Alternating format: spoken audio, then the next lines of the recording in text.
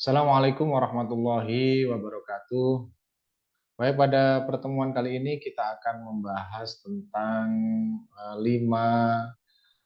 kerajaan makhluk hidup yang ada di muka bumi ini. Nah, 5 kerajaan ini tentu ada sejarahnya kenapa dibagi menjadi 5. Allah Subhanahu wa taala menciptakan makhluknya beraneka ragam. Tidak ada satupun yang sama. Maka ketika kita mempelajari 5 kerajaan ini, sejatinya kita sedang mempelajari keagungan Allah Subhanahu wa taala yang menciptakan seluruh makhluknya dengan karakteristik yang berbeda dan memiliki peran-peran yang berbeda, ada yang bermanfaat untuk manusia, ada yang mudarat untuk manusia. Baik, yang pertama kita akan membahas kerajaan yang pertama. Jadi kita akan membahas tentang 5 kerajaan, yaitu kerajaan Monera, kerajaan Protista, kerajaan fungi atau jamur, kerajaan tumbuhan, dan kerajaan hewan. Yang pertama adalah kerajaan Monera. Ya, Monera. Jadi Monera ini adalah salah satu makhluk hidup, ya, makhluk hidup yang paling sederhana di antara 5 kerajaan yang tadi, ya, karena dia memiliki, jadi selnya ini tidak memiliki membran inti. Artinya intinya itu tidak memiliki bentuk. Maka dia disebut dengan prokaryotik. Ya. Kalau dilihat di sini ya, jadi dari strukturnya ini contohnya Monera ini bakteri. Dari strukturnya kalau kita lihat dia punya membran plasma. Nah, di sini ada kromosom nukleoid. Jadi ini hanya kromosom nukleoid yang tidak dibatasi oleh selaput inti sehingga dia tersebar. Ya, jadi seperti itu. Nah, kemudian dia bersel satu dan mampu berkembang biak. Ya, berkembang biakannya kalau sel satu itu biasanya membelah diri banyak gitu ya. Nah, contohnya di sini adalah ada 2, yaitu bakteri dan alga biru. Contoh bakteri di sini Escherichia coli. Nah, kemudian ada Mycobacterium tuberculosis, kemudian Rhizobium. Escherichia coli ini ketika jumlahnya optimal di dalam tubuh kita, maka dia bermanfaat ya untuk produksi vitamin K. Tetapi ketika berlebih, maka Escherichia coli ini justru akan merugikan tubuh kita ya di pencernaan tentunya ya. Kalau Mycobacterium di sini adalah penyebab TB ya, TB, tuberkulosis ya. Kemudian Rhizobium. Nah, ini ada bakteri Rhizobium. Ya, ini adalah bakteri yang mengikat N bebas. N bebas ya. Jadi seperti itu. Mereka-mereka ini menjalankan peranannya sesuai dengan apa yang sudah diperintahkan oleh Allah Subhanahu wa taala di muka bumi ini ya. Kemudian yang kedua ini contohnya bakteri ya, kalian. Ini alga biru. Nah, kalau dilihat juga alga biru di sini ada untaian DNA yang tidak dibatasi oleh membran sel, oleh membran inti sel. Makanya dia disebut sebagai hewan prokaryotik yang belum memiliki, jadi intinya tidak diselaputi oleh membran sel.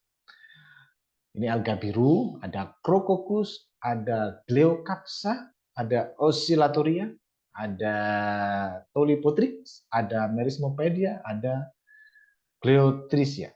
Nah, ini adalah contoh-contoh alga biru. Karena ini makhluk hidupnya sangat kecil, maka ini perlu bantuan. Manusia punya keterbatasan dalam melihat, kemudian ditemukanlah alat bantu. Ya, tentu manusia menemukan alat bantu itu juga atas perintah Allah, atas pertolongan Allah. Manusia berpikir bagaimana agar manusia yang lain bisa melihat sesuatu yang kecil ini. Begitu maha besarnya Allah menciptakan sesuatu yang sangat kecil hidup. Nah, ini ada, karena di sini ada bakteri dan ada perbedaan. Kalau bakteri itu dia bereproduksi secara paraseksual ya, pertukaran materi genetik gitu ya. Kalau alga biru dia bisa berfotosintesis ya, karena dia punya pigmen antosianin, dapat mengikat oksigen ya, sehingga dia bisa melaksanakan fotosintesis. Nah, ini adalah Monera dalam kehidupan sehari-hari. Kalau kalian ingat makanan gitu ya, ada nata atau kuku. Nata atau kuku itu juga tidak lepas dari peran Acetobacter psilynum. Ya. Acetobacter psilynum ini ya tidak bekerja tanpa perintah. Acetobacter psilynum, Lactobacillus bulgaricus, Acetobacter aceti, Rhizobium leguminosarum, Clostridium tetani, Anabaena azula, spirulina. Ini semuanya memiliki peran bagi kehidupan manusia. Allah sudah memberikan perintah bahwa mereka harus berperan untuk kehidupan sehari-hari. Nata de coco ini bantuan dari Acetobacter psilynum ya. Kalau yogurt yang sering kita minum dalam produk Yakult dan lain sebagainya, itu kan susu kemudian difermentasi oleh Lactobacillus bulgaricus. Pembuatan juga demikian, kemudian N bebas di udara juga dibutuhkan Rhizobium leguminosarum. Ya, kalau tanpa itu N bebasnya tidak bisa terikat. Allah sudah mengatur semuanya. Ya, sudah mengatur semuanya. Kemudian kerajaan yang kedua adalah kerajaan Protestan. Kalau dikatakan sederhana, ini masih sederhana, ya, tetapi lebih kompleks dari Monera. Ya, dia punya ciri. Nah, ini sudah punya membran inti. Jadi selnya sudah memiliki membran inti yang disebut dengan eukariotik, sehingga dia disebut dengan makhluk hidup eukariotik. Tetapi di sini masih bersel tunggal dan mampu berkembang biak, sama dengan Monera tadi. Ya. Nah, ini makhluk hidup ini memiliki ciri hewan dan ciri tumbuhan, sehingga dikelompokkan menjadi 3, yaitu mirip hewan, contohnya protozoa, mirip jamur, mirip tumbuhan. Jadi mirip. Kenapa mirip? Karena dia sesungguhnya bukan hewan, sesungguhnya bukan jamur, dan sesungguhnya bukan tumbuhan, tetapi protista. Ya, jadi seperti itu. Contohnya di sini adalah Paramecium. Nah, dia seperti ini. Punya silia alat gerak seperti hewan, ya. Dia punya alat gerak gitu ya. Dia punya sitoplasma sama-sama. Kalau kita cari, nah, sama semuanya. Kalau mirip hewannya ini ada 3, ada Paramecium, ada Amoeba, ada Plasmodium. Ya, Paramecium, Amoeba, Plasmodium. Plasmodium ini merugikan manusia ini ya. Kemudian mirip tumbuhan ada alga-alga. Jadi es rumput laut itu ya berasal dari sini. Gitu ya. Kemudian ada mirip jamur ya seperti jamur karena mirip jamur tapi bukan jamur. Gitu ya. Protista gitu ya. Nah, ini adalah peran protista dalam kehidupan sehari-hari. Ini ada yang merugikan seperti Trypanosoma gambians, Plasmodium malariae, ini merugikan manusia. Dia dibawa oleh perantara vektor yaitu hewan berupa nyamuk. Kalau Plasmodium malariae, Trypanosoma juga demikian. Nah, kemudian untuk sumber makanan lain ada Geladium sp, Gracilaria sp, Spirogilla sp. Ya. Saprolegnia sp ini mirip jamur, ini parasit pada ikan. Jadi kalau kalian punya ikan, cek kalau berjamur ini namanya, karena jamurnya namanya ini. Phytophthora infestan, parasit pada tanaman.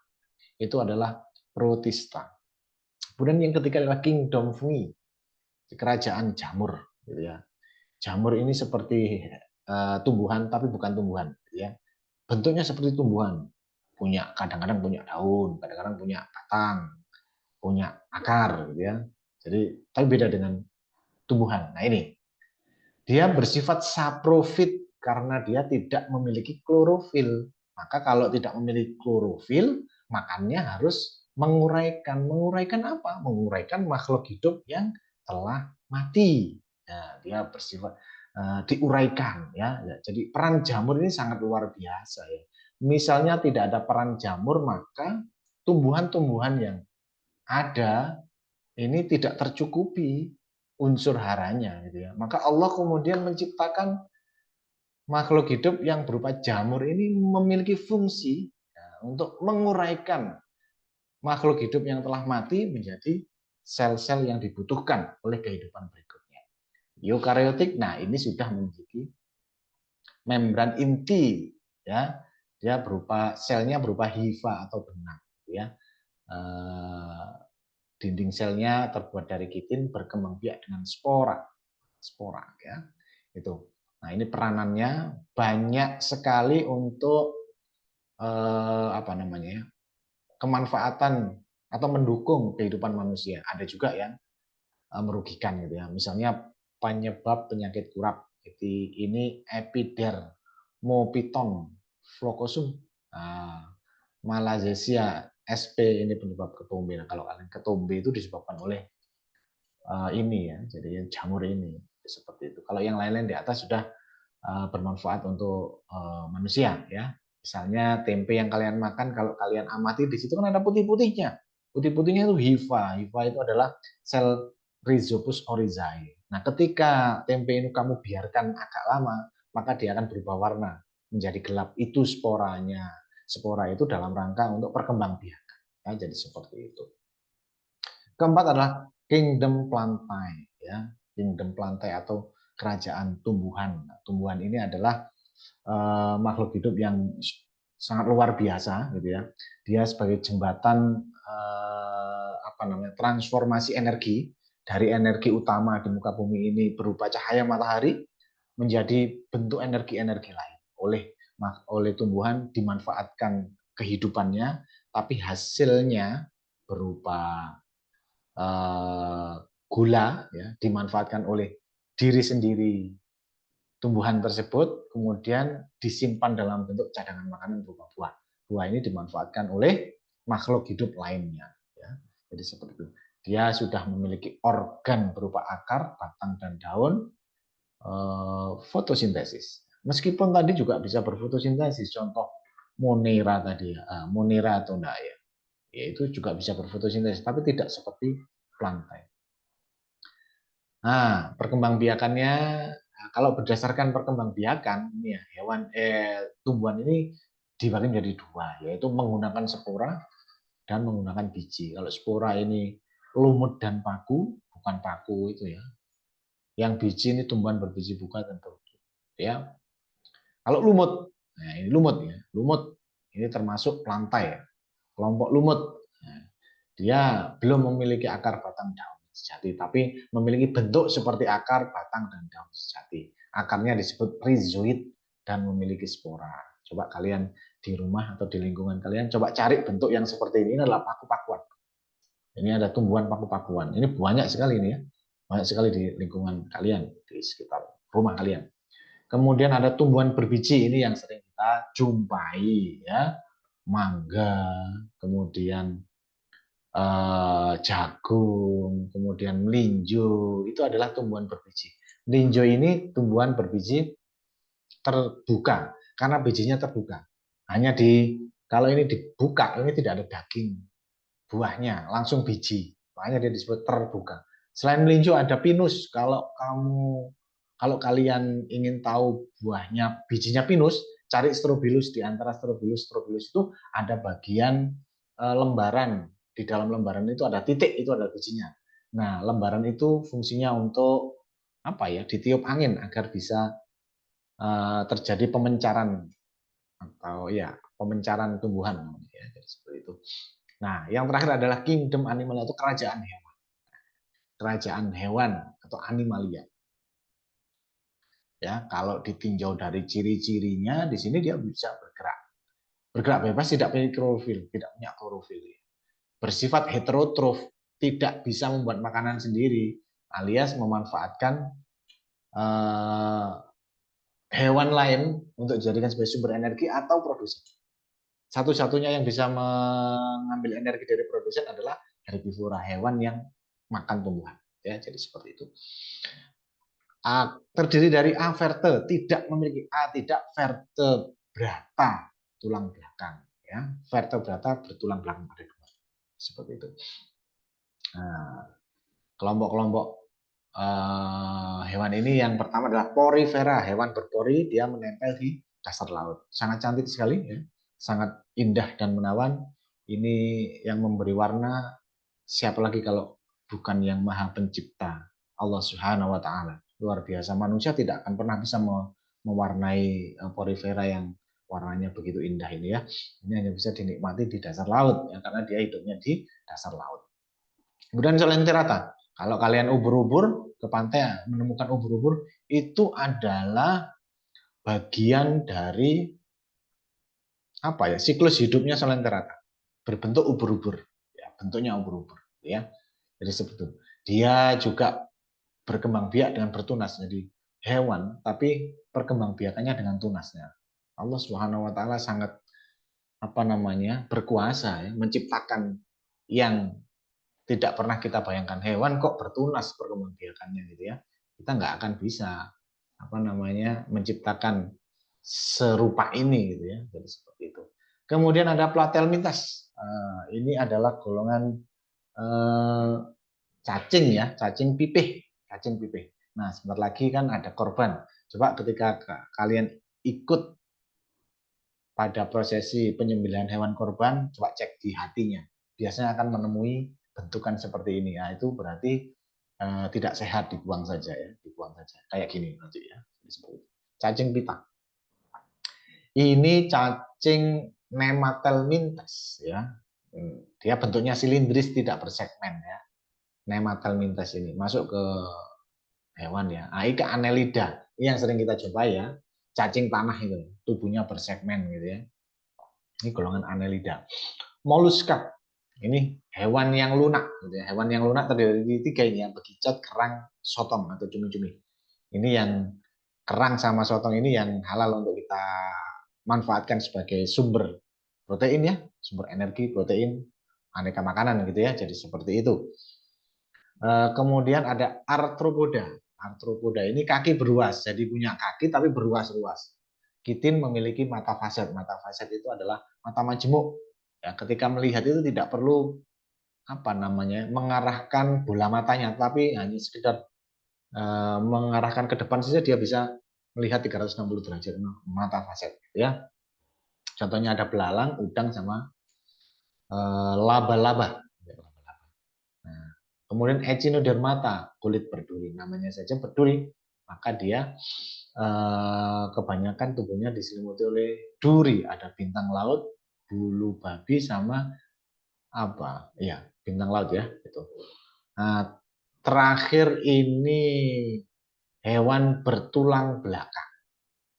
Tadi yang tidak bertulang belakang ya. Ini namanya, ini golongan ada golongannya sendiri ini kalau tidak salah ya. Dia bertulang belakang ini kita lihat vertebrata saja ya. Jadi ada lima kelompok besar. Ada Pisces, ikan, amfibi, katak, reptil, kadal, hewan melata, aves, burung, unggas gitu ya, mamalia, menyusui. Pisces, kalau dilihat dari bentuk fisiknya, Pisces ini bernafas dengan insang. Ruang jantungnya, kalau ini jantung ya, hanya ada 2, serambi dan bilik. Serambi dan bilik saja. Jadi 2 gitu ya, ikan mas ya. Bernafas dengan insang, maka dia tergolong hewan berdarah dingin ya, karena siklus darahnya karena darah ini lewat jantung sekali saja ya. Kemudian yang kedua amfibi. Amfibi juga begitu.